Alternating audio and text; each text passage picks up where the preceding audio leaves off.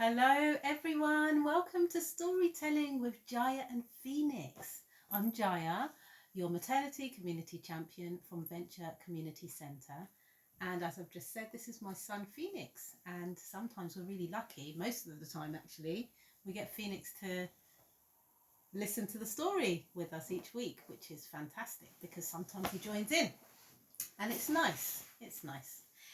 So today I was asked to tell Phoenix a story whilst I was on my way home from somewhere, and it just randomly happens like that. He'll just say, "Mama, tell me a story."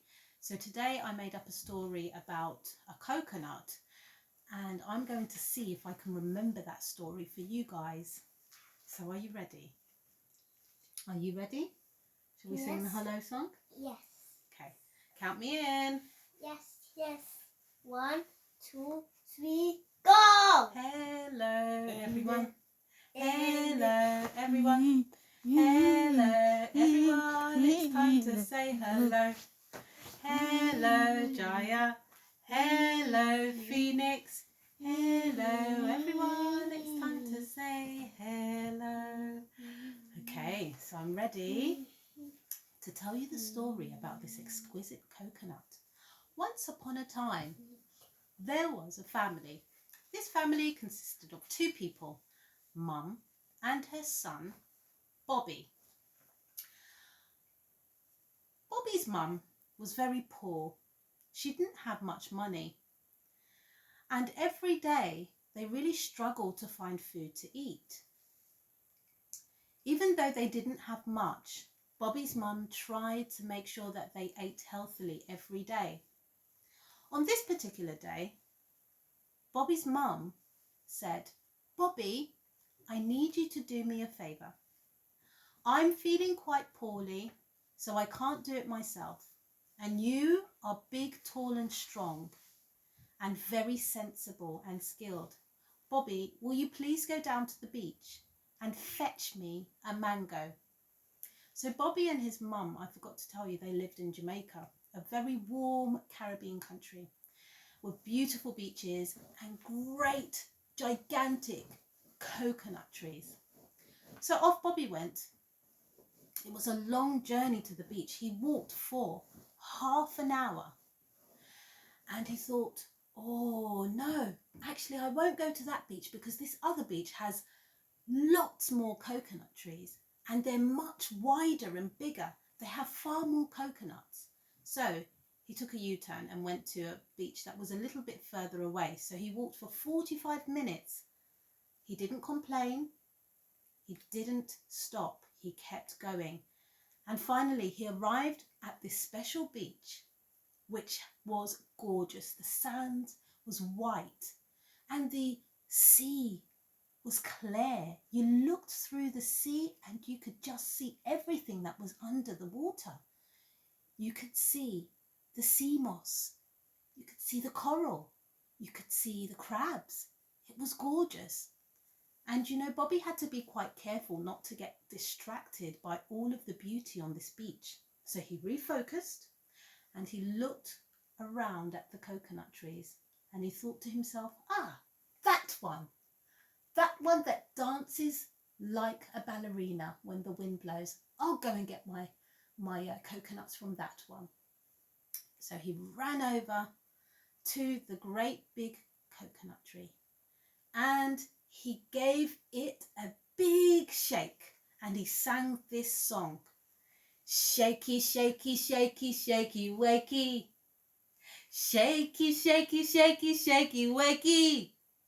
Shaky, shaky, shaky, shaky, wakey. Bring me down a coconut for me." Shall we sing that song together?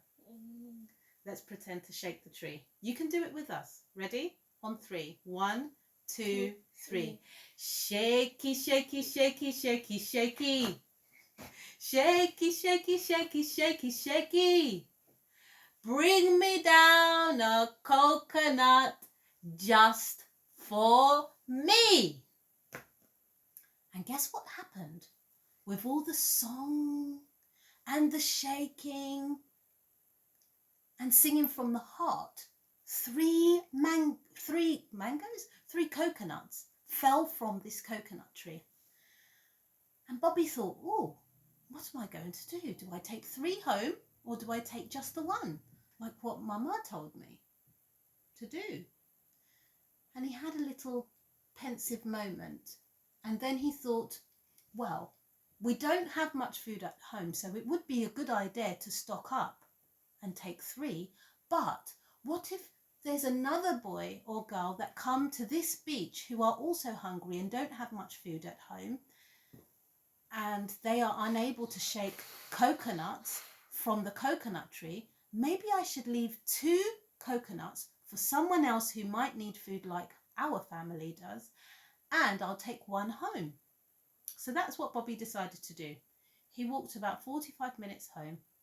He presented this coconut to his mama, and his mama looked at the coconut and said, "Thank you, Bobby. Look at this coconut." Now they both looked at the coconut and went very, very, very, very, very, very silent. They said, on the outside, this coconut looks like a normal coconut. It has hairy, rough skin. And when I shake it, you can hear the water of the coconut juice inside. But as I hold it, something is telling me there is something special. They both agreed. They felt a certain energy whilst holding and looking at this coconut. So they thought, well, let's open it and see. So Bobby's mum had a special technique to open the coconuts. And so she got her special coconut knife and held the coconut, splash, pling, plong, plong, and psh, the juice of the coconut flew into her special coconut bowl to hold the juice. And as they looked inside the shell, it was white, and a massive rainbow came out of the coconut shells. She had one shell half in her left hand and the other in her right.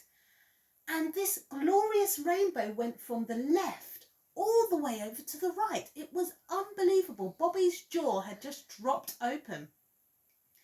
And then, just out of nowhere, this tiny little fairy, probably Tinkerbell's cousin, you know Tinkerbell from Peter Pan. Well, this fairy looked just like Tinkerbell. She started to twist and twirl and dance. She moved her fingers and arms stretched right up to the sky, and glitter just danced around her. Tiny little stars sparkled and whizzed around her body as she spun around like this glorious cousin of Tinkerbell. She was very tiny, about the size of your thumb. She said, "Hello, Mama. Hello, Bobby. Very good to meet you. I am Tinkerbell's cousin, and you were absolutely right. I am no ordinary fairy, and your Bobby brought you home no ordinary coconut. It's very exquisite. Now, the reason why I'm here with you is because your Bobby is a very charming young man. He made a very good choice. He decided to bring only 1 coconut home, not the 3 that fell from the tree when he shook it. And that made me think, well, I need to grant Bobby's family a very abundant wish, a very abundant gift. Just to show appreciation for Bobby's kindness, Tinkerbell's cousin decided to offer the family meals, healthy meals every day.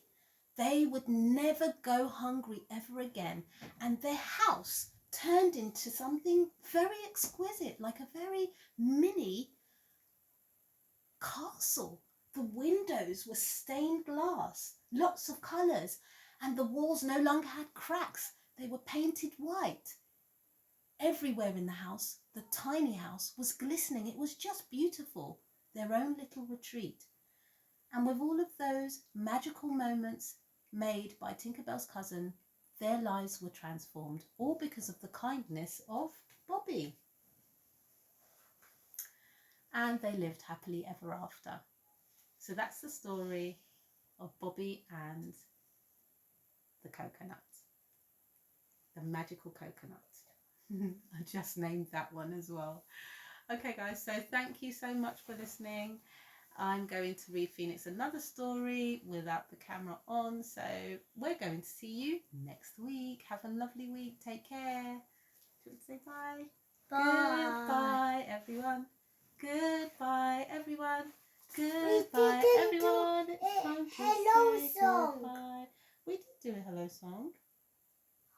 I think we did. No. Anyway, ciao No, guys. we didn't. That's alright. No pasa nada. We'll do it another time. Okay. Now